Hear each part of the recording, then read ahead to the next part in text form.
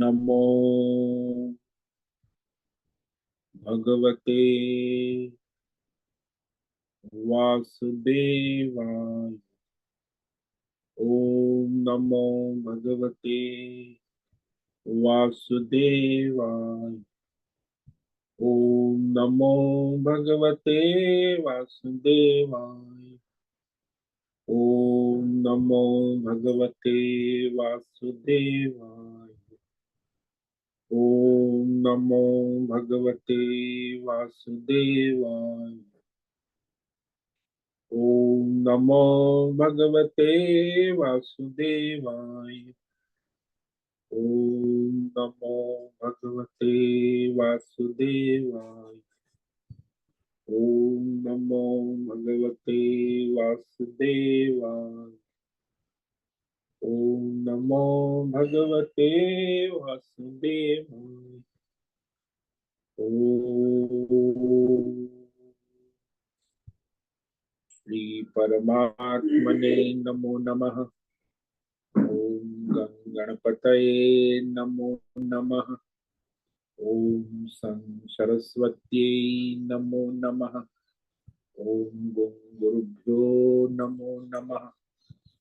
ओम सहनाववतु सहनौ भुनक्तु सह वीर्यं करवावहै तेजस्विनावधीतमस्तु मा विद्विषावहै।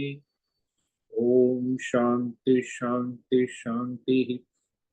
सदाशिवसमारम्भां शंकराचार्यमध्यमाम् अस्मदाचार्यपर्यन्तां वन्दे गुरुपरम्पराम्। ओम आप सभी ऑनलाइन नेटवर्क पर उपस्थित भगवद गीता श्रवण साधकों को ऋषिकेश से आज हमारा प्रातः का अभिवादन, अभिनंदन, अभिवंदन। हरि ही ओम, हरि ही ओम, हरि ओम। हम सबको आज का यह दिव्य दिन तन मन धन जन देश काल विषय वस्तु परिस्थिति अवस्थाएं व्यष्टि समष्टि अध्यात्म भौतिक दैविक क्षेत्र सभी को अपने अपने पूर्व में अनंत जन्मों में किए हुए संचित पाप पुण्य धर्म अधर्म मिश्र कर्म के पके हुए फल स्वरूप वर्तमान में आज सभी को अपने अपने प्रारब्ध अनुसार परमेश्वरी अचिंत्य योग माया के माध्यम से प्रसाद स्वरूप में प्राप्त हुआ है। अतः आज का यह दिव्य दिन परमार्थ हेतु निष्काम सेवा यज्ञ, देव यज्ञ, ऋषि यज्ञ, पितृ यज्ञ, मानवता यज्ञ, भूत प्राणी यज्ञ, सात्विक दान, शारीरिक वाचिक मानसिक तप, निष्काम कर्म योग, ध्यान योग, भक्ति योग, ज्ञान योग, साधना, स्वाध्याय, वेद शास्त्रों का अध्ययन, अध्यापन, उपासना, आराधना के लिए समर्पित करे और करवावे। अत्यंत दुर्लभ मनुष्य जीवन को परमार्थ हेतु सार्थक करे और करवावे। आज विक्रम संवत 2082 ज्येष्ठ मास कृष्ण पक्ष की सप्तमी तिथि दोपहर 1:34 तक है। उसके बाद अष्टमी तिथि लग जाती है। आज है पूर्व भाद्रपद नक्षत्र जो रात्रि 12:21 तक है। उसके बाद उत्तर भाद्रपद नक्षत्र लग जाता है। आज बुधवार है और यहाँ ग्रीष्म ऋतु चल रही है। रात्रि का न्यूनतम तापमान 20 डिग्री रहा और दिन का अधिकतम तापमान 40 डिग्री। वायु की गति 5-10 किलोमीटर प्रति घंटा चल रही। ईस्वी सन 2025 18 जून 18 जून 2025 सुबह के 6:45 बज चुके हैं। कलयुग का प्रथम चरण 5126वां वर्ष 7वां वैवस्वत मनवंतर श्वेत वराह कल्प ब्रह्मा जी का 26वां दिन और 51वां वर्ष चल रहा है। तो ऐसे अनंत कोटि ब्रह्मांडीय परमेश्वरी अचिंत्य योग माया में हमारा यह एक ब्रह्मांड, इस ब्रह्मांड में ये पृथ्वी लोक में समुद्र के ऊपर जम्बू द्वीप में विश्व का एकमात्र वैदिक राष्ट्र भारत में उत्तर हिमालय प्रांत में उत्तराखंड राज्य में टिहरी जिले में हिमालयन शिवालिक पर्वतमाला के अंतर्गत मणिकूट पर्वत के ऊपर नीलकंठ महादेव के सामने ऋषिकेश नगरी में मुनि की रेती प्रांत में शीशम झाड़ी अवधूतवाड़ा आश्रम के सी ब्लॉक से पहले माले से 5 नंबर कमरे से गंगा किनारे से हम स्वामी उत्तमानंद सरस्वती भगवद गीता के आचार्य शिष्य स्वामी चिन्मयानंद सरस्वती महाराज चिन्मय मिश्र कैवल्याद्वैत वेद व्यास भगवतपाद शंकराचार्य की श्रृंगेरी संन्यास परंपरा से शिक्षित दीक्षित सनातन वैदिक भारतीय हिंदू धर्मानुसार संपूर्ण भगवद गीता ज्ञान यज्ञ ऑनलाइन चैतन्यमय जीवंत लाइव प्रसारण के अंतर्गत व्याख्यान माला में अध्याय 13 क्षेत्र क्षेत्रज्ञ विभाग योग नाम पहला श्लोक पर संस्कृत एवं हिंदी में व्याख्यान करेंगे जीवंत लाइव प्रसारण यूट्यूब एवं जूम के अंतर्गत व्याख्यान माला में दिव्य पवित्र सरल व्यावहारिक सटीक पूर्ण वर्ण अक्षर पद वाक्य पंक्ति श्लोक अध्यायों की संगति संधि अन्वय शब्दार्थ वाक्यार्थ भावार्थ रस्यार्थ के यथार्थ तात्पर्य से वैदिक शास्त्र वेदव्यास साहित्य शंकर भाष्य एवं परंपरागत सन्यासी आचार्यों की टीका टिप्पणी सहित आज का यह भगवद गीता व्याख्यान करेंगे। कृपया आप सभी श्रद्धा भक्ति ध्यान से परिपूर्ण होकर के यह दिव्य श्रवण साधना करें। इसमें से कुछ ग्रहण करे, कुछ धारण करे, कुछ अपने जीवन में चरितार्थ करे और उसमें निरंतरता लाए। अपनी अपनी आध्यात्मिक भौतिक देवी अशांति द्वंद्व मोह विक्षेपों से रहित होकर के और धार्मिक और शास्त्रीय परंपरागत भ्रम भ्रांतियों से रहित होकर के अपने अपने शरीर इंद्रिय प्राण मन वचन कर्म और बुद्धि से एक रूप एकाग्र होकर के शुद्ध सात्विक सूक्ष्म भगवत विवेक बुद्धि करे। वेद शास्त्र एवं आचार्य परंपरा अनुसार विवेक करे और करवावे। पुनः पुनः इस व्याख्यान का श्रवण करे, मनन करे, चिंतन करे, लेखन करे, चर्चा विचार प्रचार प्रसार करे, लिंक भेजे, ग्रुप में शेयर कर, अपना और सबका परम कल्याण करे और करवावे। ओम तत्सत।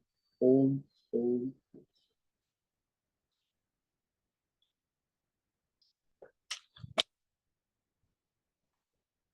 कल हमने श्रीमद् भगवद गीता अध्याय 13 क्षेत्र क्षेत्रज्ञ विभाग योग के श्लोक नंबर 1 पर विवेक विचार किया था, जिसमें भगवान क्षेत्र और क्षेत्रज्ञ के विषय में कह रहे हैं कि उसका लक्षण क्या है। श्री भगवानुवाच इदं शरीरं कौन्तेय क्षेत्रमित्यभिधीयते एतद्यो वेत्ति तं प्राहुः क्षेत्रज्ञ इति तद्विदः। क्षेत्रज्ञ इति तद्विदः। ये कौन्तेय, अरे कुंती के बेटे सुन, यह जो शरीर और संसार है,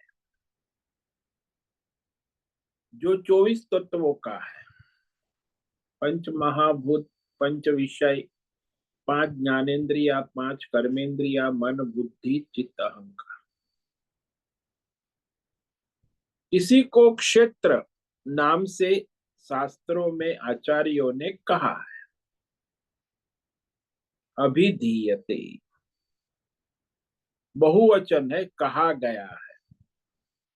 बहुतों द्वारा, शास्त्रों द्वारा, आचार्यों द्वारा और जो ये 24 तत्वों की सारी वृत्ति प्रवृत्ति को जानता है, साक्षी दृष्टा अंतर्यामी जिसको कहे आत्मा, तो उस अंतर्यामी आत्मा को क्षेत्रज्ञ इस नाम से तत्व को जानने वाले तत्ववेत्ता कहते हैं।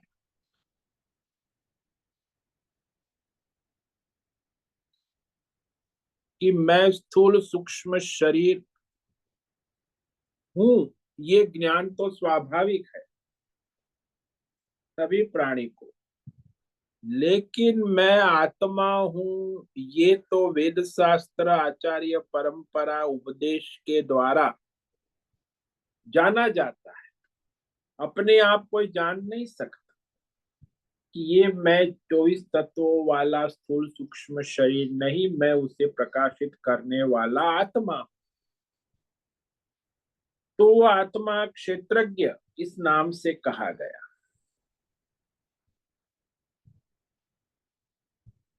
यहाँ ये स्थूल सूक्ष्म शरीर जो है ना, 24 तत्व, ये मनुष्य के संसार में सबसे अद्भुत, अत्यंत कीमती ईश्वर की भेंट है। 24 तत्वों का स्थूल सूक्ष्म शरीर जिसको हम लोग मैं रूप से जानते हैं। मैं डॉक्टर हूँ, मैं इंजीनियर, वो तो सूक्ष्म शरीर है। लेकिन वो कहता है मैं देखता हूँ, मैं चलता हूँ, मैं दुखी हूँ, मैं सुखी हूँ। ये अंतकरण का तादात्म्य इस स्थूल सूक्ष्म शरीर को मैं रूप से जानते हैं और मेरा रूप से भी जानते हैं। कभी कभी मेरा कहते, कभी कभी मैं कहते हैं। लेकिन एक तो बात पक्की है कि हमारे स्थूल सूक्ष्म 24 तत्वों के बाहर जितने भी भौतिक विषय है, आध्यात्मिक भौतिक दैवी, उन सब को हम अपने से भिन्न ही जानते। कभी कोई नहीं करता कि मैं कार हूं, कार बाहर है। मेरा घर है, वो तो भिन्न ही जाने। मेरी कार है, मेरी पेन है, मेरा मोबाइल है, मैं मोबाइल हूं, ऐसा कोई नहीं कहे। क्योंकि बाहर की जो भौतिक अध्यात्म दैव विषय है, उन सब को हम अपने से भिन्न ही जानते हैं। उसमें किसी को संशय नहीं कि ये मकान है, दुकान है, मोबाइल है, कार है।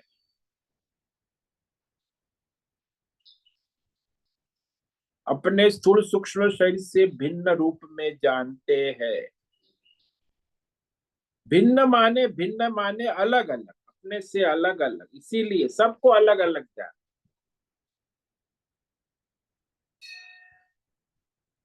इसीलिए ये जो भौतिक अध्यात्म दैव विषय मेरा भी हो सकता है, मेरा नहीं भी हो सकता।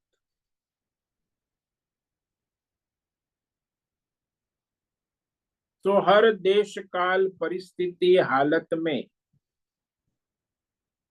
ये भौतिक विषय मैं नहीं हूं, ऐसा स्पष्ट है, सभी को है। कोई नहीं कहेगा मैं मोबाइल हूं, मेरा मोबाइल खराब हो गया है, मैं खराब हो गया, ऐसा नहीं। मेरी कार खराब हो गई है, मैं खराब हो गया, ऐसा नहीं। यानी ये मैं नहीं हूं भौतिक विषय, ये सबको स्पष्ट है। इससे विपरीत जो हमारा स्थूल सूक्ष्म शरीर है, उसको हमेशा मैं रूप से जानते हैं। कि आजकल मैं अच्छा नहीं दिखता, काला पड़ गया हूं, आजकल मैं दुखी हूँ, आजकल मैं बूढ़ा हो गया हूँ। मैं देखो, मैं शरीर बूढ़ा हुआ है लेकिन वो कहेगा मैं।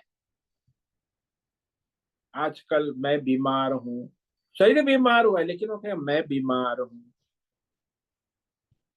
तो अपने स्थूल शरीर, सूक्ष्म शरीर को हमेशा मैं रूप से ही स्वीकार कर, साथ साथ जानते कि ये मैं हूँ, 24 तत्वों को मैं हूं ऐसे।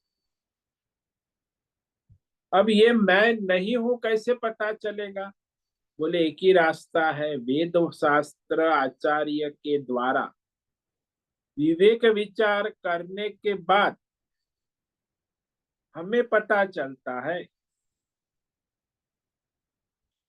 कि वह मुझसे अलग है।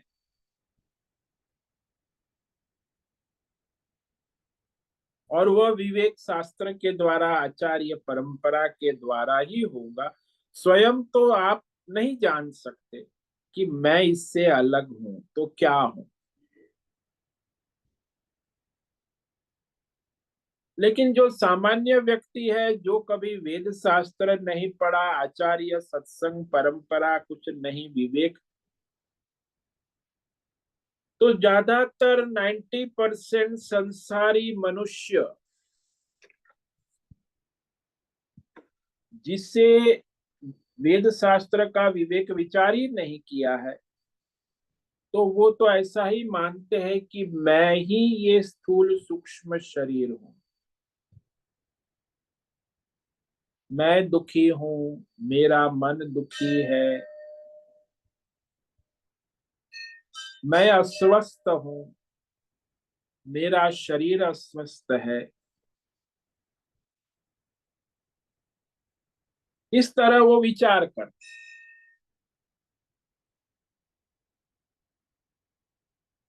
तो ये जो एक होता है मैं दुखी हूं और दूसरा कहता है मेरा मन दुखी है, दोनों में कोई फर्क नहीं होता। इंद्रिय भोग के जो साधन है, भौतिक साधनों के साथ हमारा तादात्म्य है, मिलावट हो गई, एकत्व का अध्यास हो गया। तो बाह्य विषयों के साथ हमेशा भिन्नता का विवेक रहता है, लेकिन अपने स्थूल सूक्ष्म शरीर में ऐसी भिन्नता नहीं। हालांकि दोनों अध्यासी है, मैं और मेरा। मैं गोरा हूं, ये मैं दर्पण में देखकर अनुभव करता कि मैं गोरा हूं। और यह भी अनुभव करता हूं कि पता नहीं आजकल क्या हो गया, मेरे शरीर में काले दाग आ रहे हैं। तो ये भी सोचता है, अरे मेरा शरीर, मैं गोरा हूं ये भी सोचता है, और मेरा शरीर आजकल काला पड़ रहा है।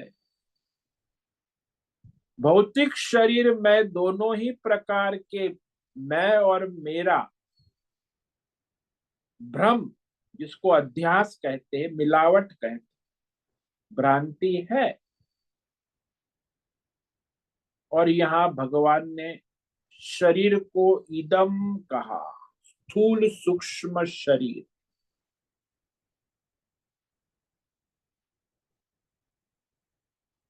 तो इस शरीर को क्षेत्र कहा जाता है। क्षेत्र शब्द का एक अर्थ होता है क्षत्र, क्षतत्राणात्, क्षत, क्षत यानी घाव, घाव से बचाने वाला, क्षतत्राणात्। ये हमारे भौतिक शरीर की विशेषता है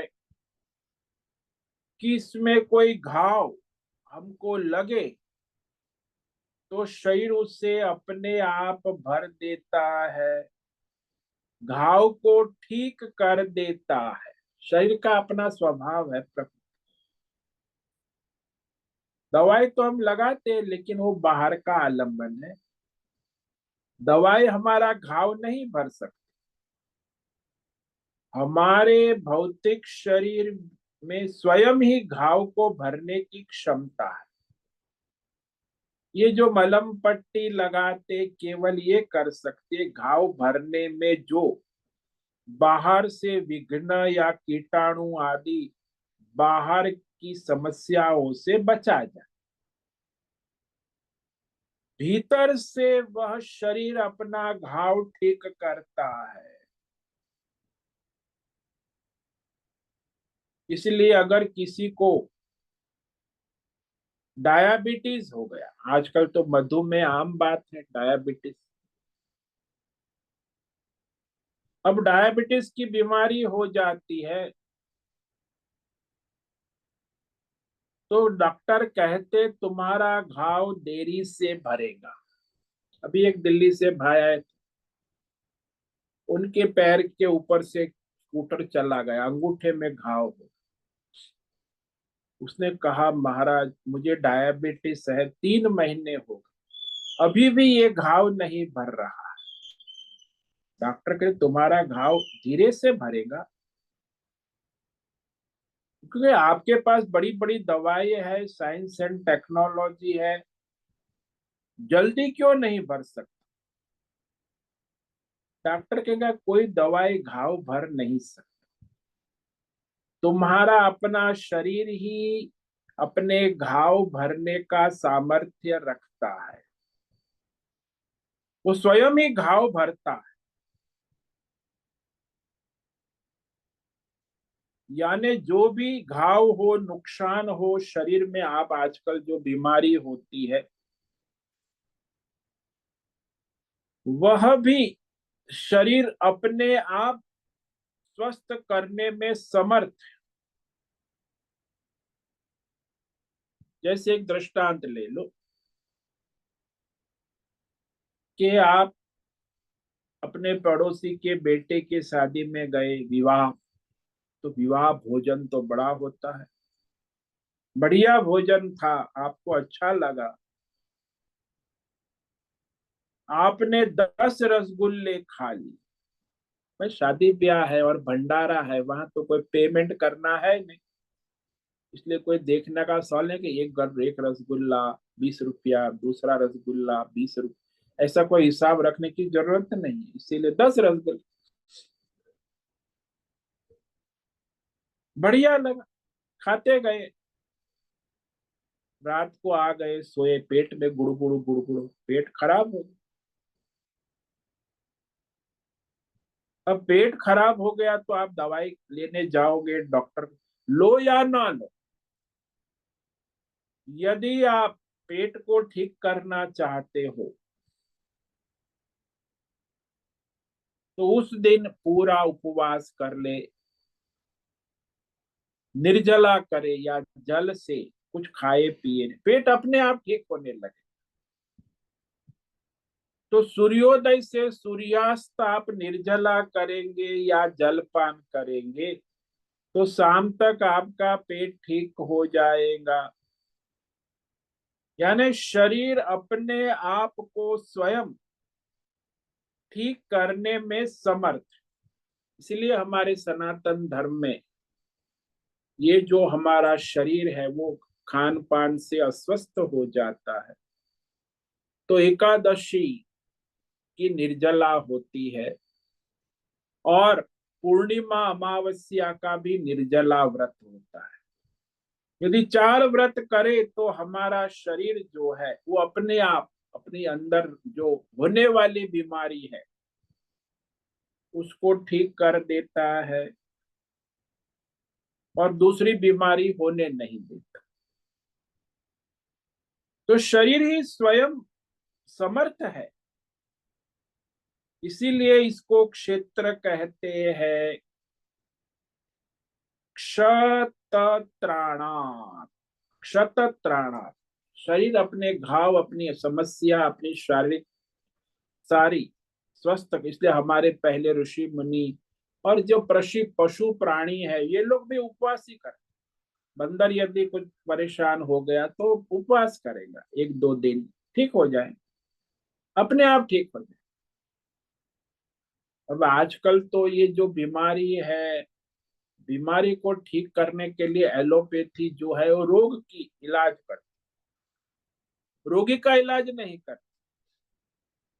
इसीलिए उसमें तत्काल आराम मिलता है ना, रोग को तत्काल, लेकिन वो रोगी का इलाज नहीं हुआ। तो चलता है एलोपैथी बहुत, लेकिन वो स्थायी समाधान नहीं। जब तक दवा लो तब तक आपका रोग काबू में है, फिर वो प्रकोप करेगा।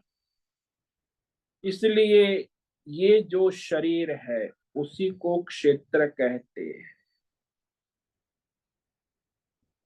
क्षेत्र का दूसरा अर्थ कहा है शास्त्रों में क्षयात क्षेत्र,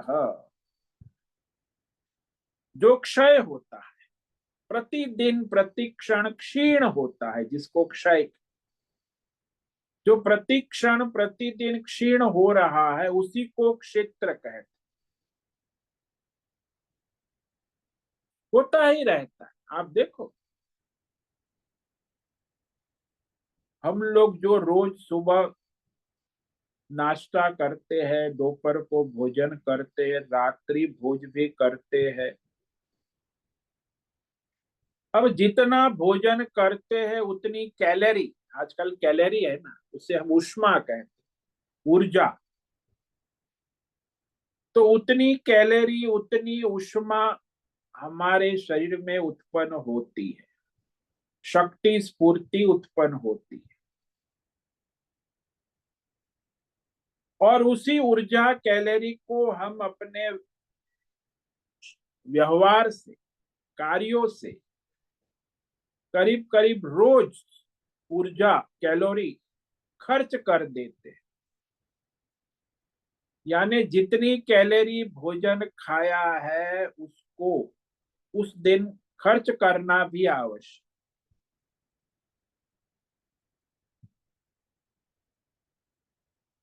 जो खाया उसको यदि खर्च नहीं करते तो खाया हुआ जो है वो हमारे शरीर में जमा होने लगे, और वही शरीर के पुराने हिस्से है उसको बाहर नहीं फेंक, यानी शरीर में अविकृति होने लगेगी, क्योंकि जो खाया है वो खर्च नहीं हुआ और शरीर में परिणित भी नहीं होता। यदि अपना वो गतिविधि चलती है कि जो खाया वो अपने शरीर में पाचन भी हो गया, बाकी बाहर फेंक दिया, करीब करीब जितना अन्न जल खाया पिया उतना ही प्रतिदिन हमें बाहर भी निकालना है मल मूत्र के द्वारा। तो मानो आपने 3 लीटर दूध पिया, 2 लीटर खाना, 2 किलो खाना खाया, तो वह उतना ही बाहर भी आना हो प्रतिदिन। अगर उससे ज्यादा खाओगे तो बाहर नहीं निकले तो शरीर फिर फूलता जाएगा, और कम खाओगे तो शरीर क्षीण होता जाएगा। इसीलिए यहाँ विवेक रखना आवश्यक है कि शरीर में जो पुराने अंग को हटाता है, पुरानी चीजों को हटाता है, नई अंगों को नई चीजों को बना लेता है। तो जो हमने अन्न खाया उससे हमारे अंग का नया हिस्सा बना लेगा, पुराना हिस्सा हटा देगा। जैसे बाल है, नाखून है, चमड़ी है, ये सब शरीर का परिवर्तन होता ही रहता।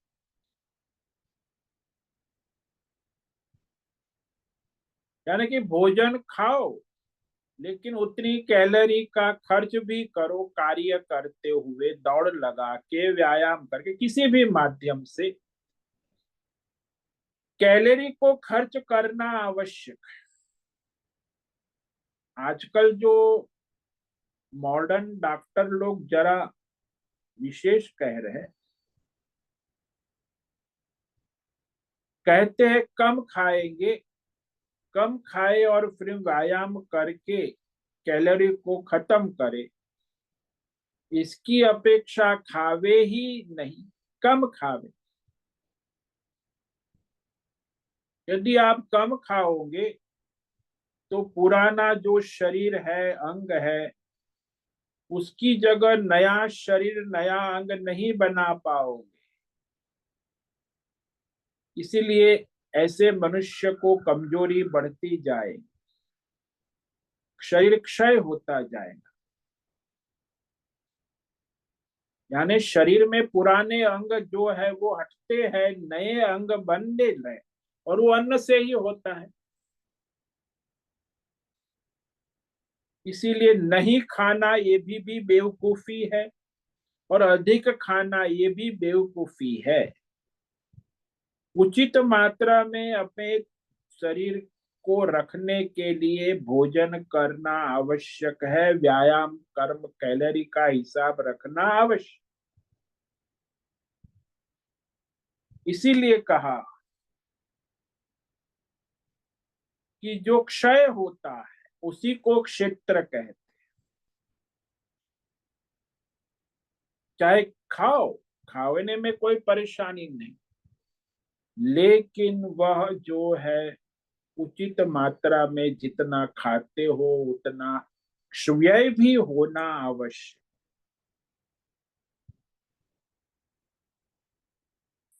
अब यह क्षेत्र का तीसरा अर्थ शास्त्रों में कहा है क्षरणात् क्षेत्र। क्षरण होता है, क्षर यानी जड़ता है, क्षरण होता रहता है। जैसे दृष्टांत लो, मटके में पानी भर के रखो, आजकल तो गर्मी की जेठ का महीना है, और पानी भर के रखो, सप्ताह के बाद उस मटके में देखो तो सारा पानी खाली मिलेगा। एक सप्ताह में पानी पूरा मटका भर के रखा, एक बार में सारा पानी खाली नहीं होता, नहीं जरता है, धीरे धीरे जरता रहता है। मटके का पानी मानो आज जो है मटका, कल देखोगे तो थोड़ा कम होगा, परसों देखोगे और 7 दिन के बाद देखो देखो मटका खाली। इसी प्रकार ये शरीर जो है उसकी ऊर्जा भी हमेशा क्षरण होती रहती है, रोज देखते हो लेकिन पता नहीं चलता। 10 साल में कर परे, अब शरीर थोड़ा कमजोर होने लगा है, फिर 20-10 साल के बाद पता चलता है कि शरीर क्षीण हो रहा है। एकदम 1-2 दिन में पता नहीं चलता। ऐसे ही फिर जब 50-60 साल होते हैं तो चलता रे, शरीर में क्षरण हो रहा है। इसीलिए ये शरीर जो है इसको क्षेत्र कहते हैं। स्थूल शरीर में भी क्षरण होता है, सूक्ष्म शरीर भी ठीक से काम नहीं, ऐसा मत समझ केवल स्थूल शरीर में, सूक्ष्म शरीर में भी आजकल याददाश्त नहीं रहती, बुद्धि कुछ समझ नहीं पा रही है, तो मन में, इंद्रियों में, स्थूल शरीर में, सूक्ष्म शरीर में क्षरण होता है। इसीलिए स्थूल सूक्ष्म शरीर को क्षेत्र कहते हैं।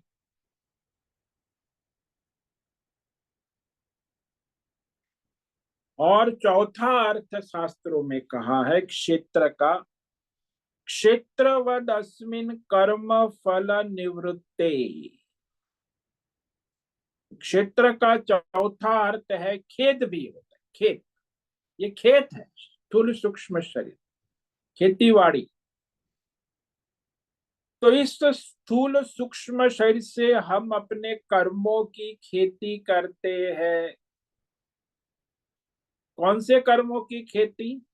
धर्म, अधर्म, मिश्र, सकाम, निष्काम कर्मों की खेती करते हैं।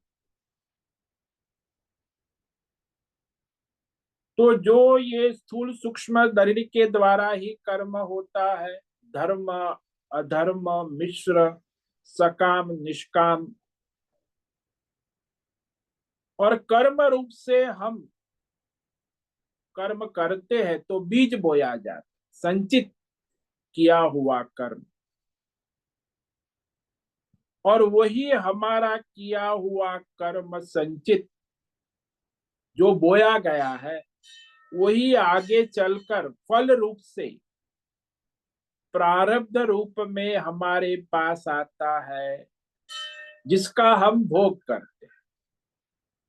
तो आज आपके पास जो है तन, मन, धन, जन, जो भी है, वो आपके बोए हुए कर्मों का फल है, संचित कर्मों का प्रारब्ध है।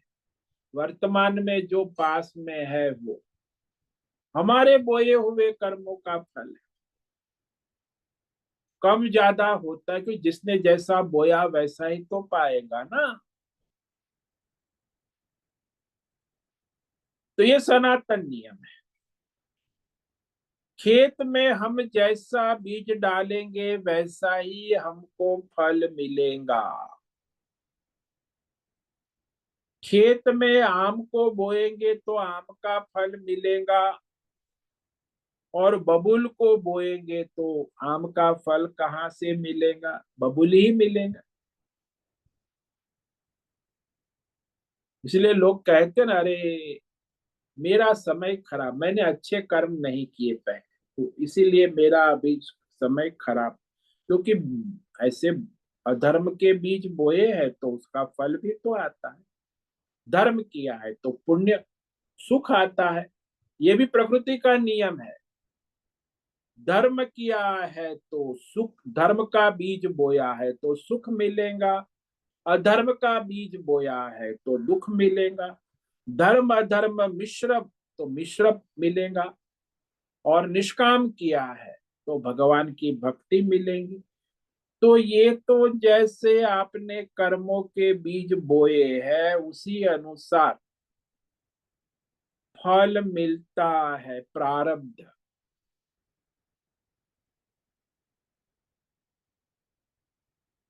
कठिनाई हम सब की, मनुष्य लोगों की क्या है, ये समझो।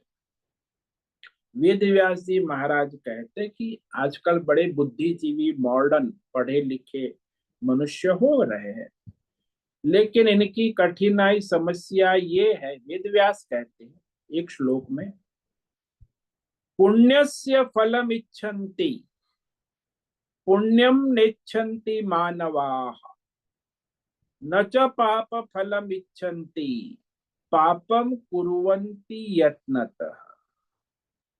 आजकल के बुद्धिमान मॉडर्न मनुष्यों की विचित्रता है कि धर्म, कर्म, पुण्य के फल को चाहता है, सुख को, परंतु धर्म, कर्म, पुण्य करना नहीं चाहता है। बड़ा आश्चर्य है। और अधर्म, पाप के फल की इच्छा नहीं करता, फिर भी प्रयत्न पूर्वक, बुद्धिमानी से, आजकल इंटेलिजेंट बुद्धिमानी प्रयत्न कर करके, नए नए तरीके निकाल करके अधर्म, पाप, कर्म, भ्रष्टाचार, दुराचार कैसे करे, करता रहे। तो ये बड़ा आश्चर्य है।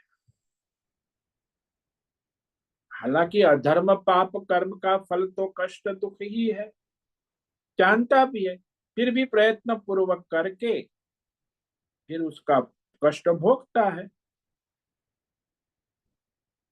ये बड़ा आश्चर्य है। ऐसे खासकर आज के जमाने में बुद्धिजीवी वर्ग जो है, जो बुद्धि भ्रष्ट हो गई, तो धर्म नहीं करना है, लेकिन धर्म का फल सुख चाहिए। अधर्म करना है और अधर्म का फल नहीं चाहिए, दुख, कष्ट। तो इस तरह ये संसार में बड़ा आश्चर्य, वेद व्यास कह रहे, उस प्रयत्न पूर्वक अधर्म करता है, पाप कर, लेकिन उसका फिर फल नहीं चाहता, लेकिन फल तो मिलेगा ही। इसलिए ये जो स्थूल सूक्ष्म शरीर को क्षेत्र कहा जाए।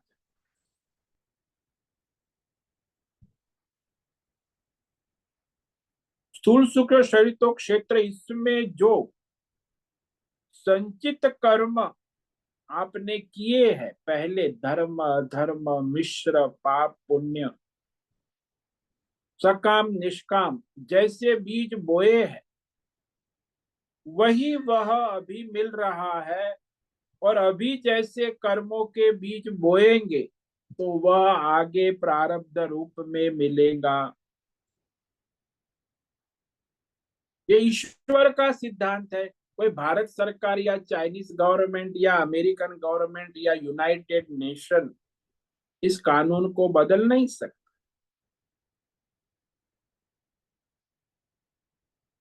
ये ईश्वरीय कानून, जैसा कर्म के बीज बोओगे वैसा फल भोगोगे। कर्म और फल प्रवृत्ति करने वाला होने से, निवृत्ति करने वाला होने से क्षेत्र कहा। क्योंकि शरीर के द्वारा ही कर्म होंगे, स्थूल सूक्ष्म शरीर के बिना तो कर्म होगा नहीं। और फल भोगेगा कौन? यही भोगेगा 24 तत्व स्थूल सूक्ष्म शरीर। और सकाम करेगा तो उसमें प्रवृत्त होगा, बंधन में आएगा। वही कर्म निष्काम करेगा तो बंधन से छूटेगा। तो वही कर्म उसको बंधन में भी डाल सकता है, बंधन से मुक्त भी कर सकता। इसीलिए इस स्थूल सूक्ष्म शरीर को क्षेत्र इस नाम से कहा गया। इति अर्थात इस प्रकार ये जो 24 तत्वों वाला स्थूल सूक्ष्म शरीर क्षेत्र नाम से कहा गया है। अभिधीयते, कहा जाता है। भगवान ने यहाँ ये नहीं कहा कि यह क्षेत्र है, ऐसा कहा जाता है। यहीं से भगवान ये विवेक प्रारंभ कर देते कि आत्मा अनात्मा का विवेक यही है कि ये शरीर कहा जाता है क्षेत्र, वास्तव में क्षेत्र नहीं है। इसमें कर्म बोने वाला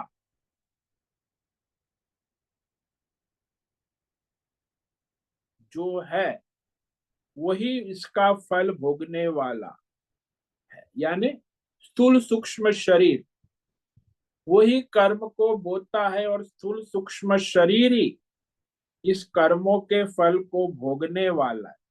वास्तव में आत्मा न कर्म बोता है न कर्म का फल भोगता है।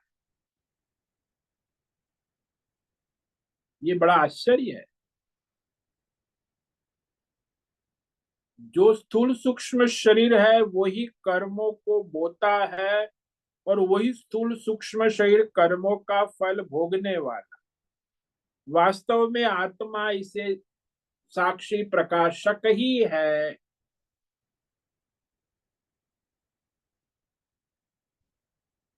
इसीलिए कहा कि स्थूल सूक्ष्म शरीर के द्वारा जैसा करोगे वैसा ही आपका स्थूल सूक्ष्म शरीर भोगेगा, ऐसा ही कहा जाए।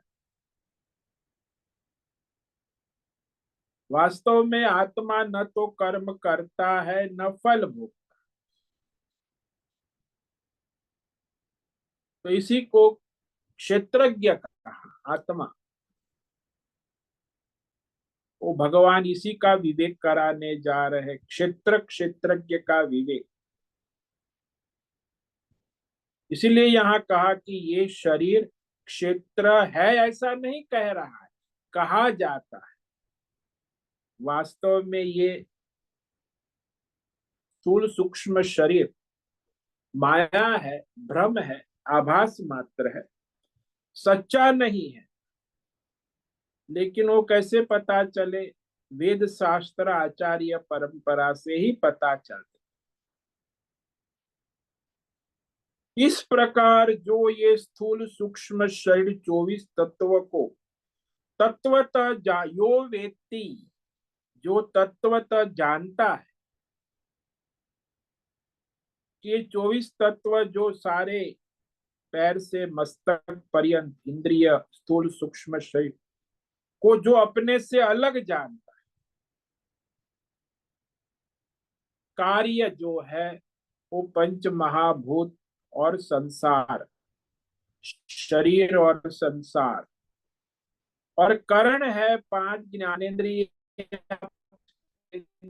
बुद्धि। शरीर संसार में सारा व्यवहार किसके द्वारा होता है? बोले पांच ज्ञानेन्द्रिय, पांच कर्मेंद्रिय, मन बुद्धि के द्वारा। 24 तत्वों का जो साक्षी प्रकाशक वह क्षेत्रज्ञ कहा जाता है। और इस तरह आत्मज्ञान के विषय दो प्रकार से किए, क्षेत्र और क्षेत्र। एक तो हमें शरीर को हम मानते हैं कि ये मैं हूं, ये मेरा है, ये सब जानते हैं, मानते संसारिक तो सब। लेकिन जिसने वेद शास्त्र आचार्य परंपरा से उपदेश प्राप्त किया तो ये विवेक कर सकता है कि ये स्थूल सूक्ष्म शरीर जो है वह मैं नहीं हूं,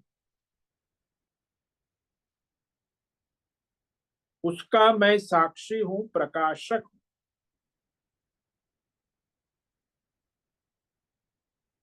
ये विवेक कैसे होता? शास्त्र के द्वारा, आचार्य के द्वारा। तो मेरी आंख जो देख रही है वो वास्तव में कल्पना है, भ्रम है। और जितनी बातें क्षेत्र के लिए कही गई है, क्षत्रनाथ, क्षरणत, क्षेत्र, चार अर्थ बताए ना, इससे हमें पता लगता है, ज्ञान होता है कि भाई ये शरीर क्षेत्र मैं नहीं हूं। और ये वेद शास्त्र आचार्य उपदेश से ही पता चलता है। अन्यथा संसार में जो अज्ञानी है, जिसने सत्संग नहीं किया, उसके लिए तो ये स्थूल सूक्ष्म शरीर ही उसका संसार है। वेद शास्त्र और आचार्य परंपरा जब हमें बताती है तब हमें ये विवेक होता है कि ये क्षेत्र मैं नहीं हूं, ये क्षेत्रज्ञ मैं हूं, आत्मा। यानी मैं ये भिखारी देवदत्त पात्र नहीं हूं, मैं वास्तव में कलाकार हूं, क्षेत्रज्ञ। अपने आप ये बात पता नहीं चलती। किसी को भी अपने आप को मेडिटेशन करे कि हुए माए हजारों साल मेडिटेशन करे, अपने आप में ये हुए माए आजकल बड़ा चलता है मेडिटेशन। ऐसे किसी को हुए माए पता नहीं चलता। वो केवल वेद शास्त्र आचार्य परंपरा से श्रवण मनन करके ही पता। नहीं तो हम खिचड़ी बना देते कि यही मैं हूँ, स्थूल सूक्ष्म शरीर और आत्मा, मेरी आत्मा ही स्थूल सूक्ष्म, ये अज्ञान बना रहे। लेकिन जब शास्त्र पढ़ते हैं आचार्य परंपरा से तो विवेक होता है। तो इस प्रकार जो जानने वाला है उसको साक्षी, अंतर्यामी, आत्मा, क्षेत्रज्ञ कहते हैं। यानी आत्मा को क्षेत्र, आत्मा जो परमात्मा है, कौन कहते? तद्विदः, जो क्षेत्र और क्षेत्रज्ञ के तत्व को जानने वाले तत्वज्ञानी है, वेद शास्त्र के द्वारा जानते, वे कहते हैं कि ये क्षेत्र और क्षेत्रज्ञ दोनों जो है भिन्न है। मिलावट नहीं है, खिचड़ी नहीं है, लेकिन अज्ञान से मिलावट हो गई है। तो इस प्रकार भगवान ने कहा। और यही जो क्षेत्र क्षेत्रज्ञ विवेक है, यही आत्मा अनात्मा विवेक। तो ये जो अध्याय है, ये आत्मा अनात्मा विवेक, क्षेत्र क्षेत्रज्ञ विवेक करा रहा है। ये वेदांत में, शास्त्र में ये स्पष्ट है कि जो क्षेत्र क्षेत्रज्ञ का विवेक करता है, वो क्षेत्र से अपने को असंग कर लेता है। नहीं तो केवल असंग होना, अनासक्त होना, ऐसे नहीं हो। अपने आत्म स्वरूप को जानकर अपने आत्म स्वरूप में स्थिति बनाएगा, तब वो क्षेत्र से असंग अनासक्त होके अपने सारे व्यवहार कर सकता है। नहीं तो अज्ञान है तो मिलावट ही रहेगी। इसीलिए ये विवेक होना आवश्यक है। और वो ये गीता के द्वारा, उपनिषद के द्वारा, वेदांत शास्त्रों के द्वारा ही आत्मा अनात्मा विवेक होता है, और किसी ज्ञान से नहीं हो। चाहे भौतिक ज्ञान हो, चाहे योग का अध्यात्म ज्ञान हो, चाहे दैवी ज्ञान हो, दैवी शक्ति, उससे कुछ होने वाला है। ये आत्मा अनात्मा विवेक, ये आत्मज्ञान शास्त्र द्वारा, आचार्य परंपरा से होता है। तो ये आगे दूसरे श्लोक में बताते हैं। इसको तो आज पढ़ेंगे, इस पर विचार कर करेंगे। क्षेत्रज्ञं चापि मां विद्धि सर्वक्षेत्रेषु भारत, क्षेत्र क्षेत्रज्ञयोर्ज्ञानम् यज्ञानम मतम मम। भारत, हे अर्जुन, जो आत्मज्ञान में रत है, सारे क्षेत्र जितने भी संसार में, चींटी से लेके ब्रह्मा विष्णु महेश तक, जितने भी स्थूल सूक्ष्म शरीर क्षेत्र में, क्षेत्रज्ञ को परमात्मा ही जानो। क्षेत्रज्ञ आत्मा को परमात्मा ही जानो। इस प्रकार क्षेत्र क्षेत्रज्ञ का विवेक कर, कैसे विवेक करेंगे?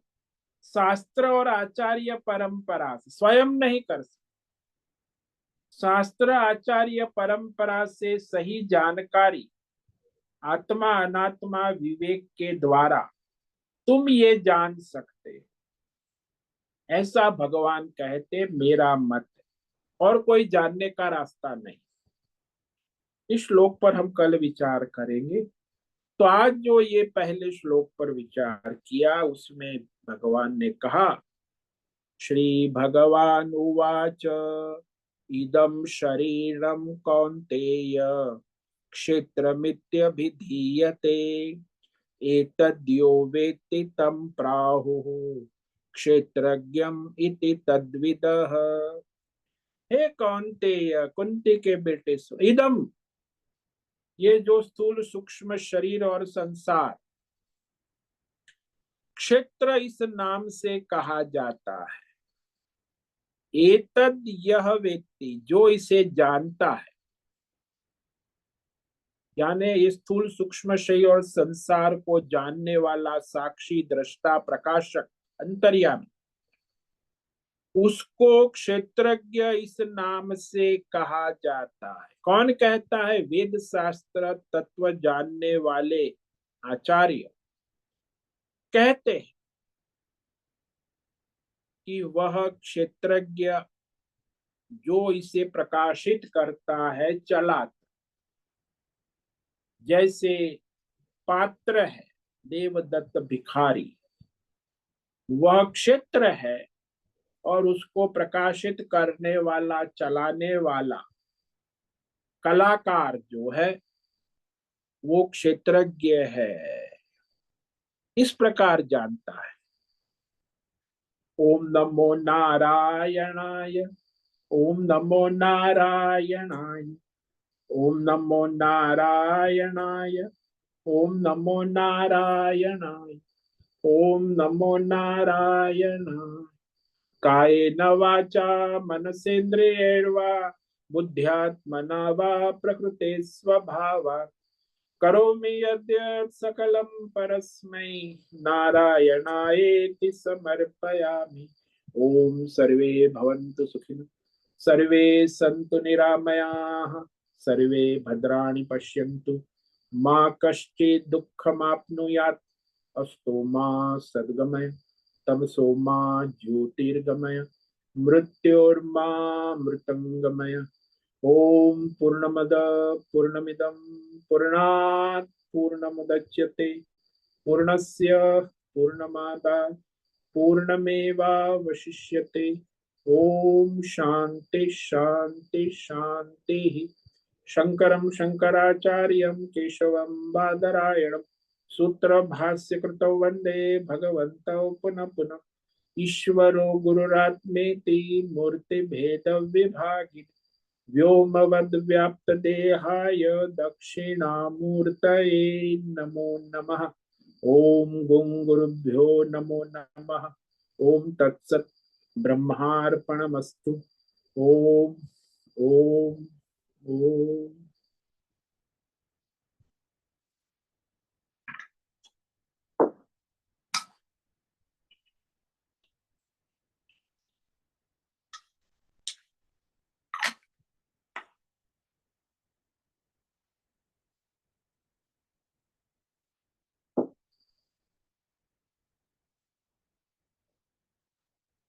ओम नमो नारायण स्वामी जी। हाँ बोलो हेमा। स्वामी जी, अभी ये जो क्षेत्रज्ञ का अभी आपने विवेक कराया, मतलब यहाँ सूक्ष्म शरीर वही करता भोगता है और स्थूल शरीर तो जड़ है। मतलब कर्ता भोक्ता करने वाला अपना मन और चित्त है, तो उसी के कारण ये स्थूल शरीर भी भुगतता है ना। हाँ तो वो तो सब जुड़ा हुआ है ना, सारा 24 तत्वों का संघात है, और वही करता है और वही भोगता है। क्षेत्रज्ञ आत्मा कुछ न करता है न भोगता है, वो तो प्रकाशक। जैसे वो पात्र है, पात्र ही भीख मांगता है और भीख करता है, भोगता है, सुखी दुखी होता है। कलाकार थोड़ी सुखी दुखी होता है, कलाकार न करता है न भोगता है, वो तो साक्षी प्रकाशक है ना। हम्म। यहाँ स्थूल शरीर हमारे बदलते रहते हैं, मगर हाँ जी। सूक्ष्म शरीर वही रहता है। हाँ वो वही रहता है जब तक आत्मज्ञान ना हो तब तक। अच्छा, तो स्थूल शरीर जो भी नया आता है वो भी उसको भी भुगतना पड़ता है सूक्ष्म हाँ शरीर के साथ। हाँ, वो तो जितने शरीर लेगा वो शरीर के साथ सूक्ष्म शरीर जो है वो हम्म। बदलता नहीं है, स्थूल शरीर बदलता रहता है। और उसके अनुसार स्थूल शरीर भी भोगता है और सूक्ष्म शरीर भी भोगता है। ये 24 तत्व ही करता है और भोगता है। आत्मा न करता है न भोगता है, क्षेत्रज्ञ। हम्म। तो जितने भी जन्म लोगे यही करेगा का, इसलिए तो कहा सकाम कर्म करोगे तो सूक्ष्म शरीर उस कर्मों के फल भोगने के लिए शरीर धारण करता रहे। हम्म। इसमें से निकलना है तो निष्काम कर्म करोगे तो फिर आपका अंतःकरण शुद्ध होकर वो आप आत्मज्ञान के द्वारा इस स्थूल सूक्ष्म शरीर के बंधन से मुक्त हो जाओ। हम्म। निष्काम इसीलिए कर्म करना यानी कर्ता भाव नहीं रखना है और भोक्ता भाव भी नहीं रखना है। न ईश्वर के लिए आत्म हाँ, ईश्वर के लिए। स्वरूप। हाँ ये कर्ता भोक्ता है, इसीलिए ये प्रारब्ध आ जाते हैं। हाँ, फिर तो आएगा ही ना, प्रारब्ध तो उसी का है, संचित भी उसी का है, कर्ता भोक्ता का ही। हाँ। बाकी क्षेत्रज्ञ का न संचित है न प्रारब्ध है न आगामी है। क्षेत्रज्ञ में कहा संचित होगा, प्रारब्ध होगा? प्रारब्ध तो ये 24 तत्वों का ही है ना। इसलिए कहा जो आत्मज्ञानी है उसका भी प्रारब्ध है, ये 24 तत्व जब तक है शरीर तब तक वो उसका प्रारब्ध है। हम्म। संचित से जो बाकी है भोगेगा, चाहे हाँ। आत्मज्ञानी हो चाहे अज्ञानी हो। हम्म। मगर ये जन्मों से हम शरीर को ही मैं हूँ मान रहे हैं, और अभी सत्संग के द्वारा विवेक हो रहा है कि मैं यानी आत्मा हूँ और ये शरीर अलग है। हाँ, स्थूल सूक्ष्म शरीर तो वो इसी से पता चलेगा ना, बाकी ये तो सहज है सभी को, सारी दुनिया 99% सबको। जो लोग ये आचार्य वेद शास्त्र अपने आचार्य परंपरा से श्रवण मनन सत्संग करेगा, उनको विवेक होने की संभावना है, बाकी किसी को होना ही नहीं, वो तो अपने इसी में भ्रम में रहेंगे। यही स्थूल सूक्ष्म शरीर मैं हूं और इसी में घूमता रहेगा, जन्म मरण सुखी दुखी अमीर गरीब स्त्री पुरुष चलता रहेगा। तो अभी ये जानकारी मिली है, मगर वो व्यवहार के अंदर आने के लिए हमें निष्काम कर्म करेंगे तभी ये ज्ञान स्थित होगा। हाँ जी हाँ, सकाम तो फिर वो माया चक्कर चलता ही रहे, हाँ, ज्ञान मिल रहा है मगर अभी व्यवहार में स्थित नहीं हो रहा है। क्योंकि अंतकरण शुद्ध नहीं है। हाँ, और इसलिए बार अंतकरण बार हम शरीर को ही मैं मान लेते हैं। हाँ, अंतकरण शुद्ध हो निष्काम कर्म योग के द्वारा तो आपको शरीर मैं नहीं हूं, मैं आत्मा क्षेत्रज्ञ हूँ, ऐसी बुद्धि दृढ़ होगी। जैसे अभी अज्ञान से मैं शरीर हूँ, तब वो मैं क्षेत्रज्ञ हूँ, मैं क्षेत्र नहीं हूँ, ऐसा विवेक दृढ़ होता है। वो मात्राएं बहुत कम हो जाती है, होने के बाद दुख लगता है, मगर 5 मिनट में फिर याद आ जाता है कि मैं थोड़ी शरीर हूँ, हाँ और वो निकल जाती है बात। मगर हाँ, अभी वो भी अभ्यास से ऐसा नहीं, जब तक अंतकरण शुद्ध नहीं होगा हाँ। तब तक ये जो है निष्काम कर्म के द्वारा शुद्धिकरण होगा, तब ये स्थिति बनेगी। नहीं तो ये सकाम कर्म में आप धर्म अधर्म पाप पुण्य करते रहोगे, मिश्र कर्म, और उसके फल भोगते रहोगे। ये जन्मों के संस्कार निकालने हैं ना। हाँ, अनंत जन्मों के संचित संस्कार है, वो तो आत्मज्ञान से भस्म हो जाते, फिर प्रारब्ध आत्मज्ञानी के ही भस्म होते, और तो बाकी सबके चलते रहेंगे जन्म जन्मांतर हम्म। से। संस्कार है, अभी भी आप चल रहे हो, आगे भी जन्म जन्मांतर तक वो संचित संस्कार चलते रहेंगे। इसीलिए जब तक आत्मज्ञान क्षेत्रज्ञ में स्थिति ना हो तब तक उसका ये संसार चक्र चलता रहे। क्षेत्र क्षेत्र का ही तो है जन्म मरण, क्षेत्रज्ञ हम्म। तो जन्म मरण है ही नहीं। जब आपको पता चल जाए कि मैं क्षेत्रज्ञ हूँ, तो आप जन्म मरण से मुक्त हो गए। हम्म। अभी अज्ञान है, इसीलिए आप क्षेत्र मानते हो, तो क्षेत्र में जन्म मरण होता है, होता रहेगा। हाँ स्वामी जी, बहुत बहुत धन्यवाद। ओम नमो नारायणाय। ओम नमो नारायण।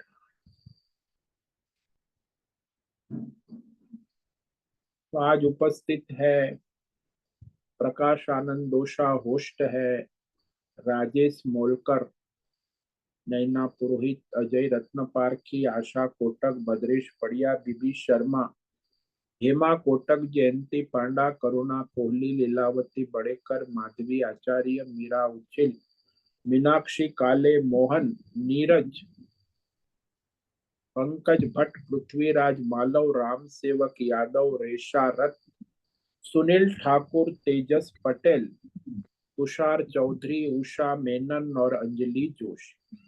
इतने साधक आज उपस्थित है, सबका दिन मंगलमय हो, परमार्थ करे और अपना कल्याण।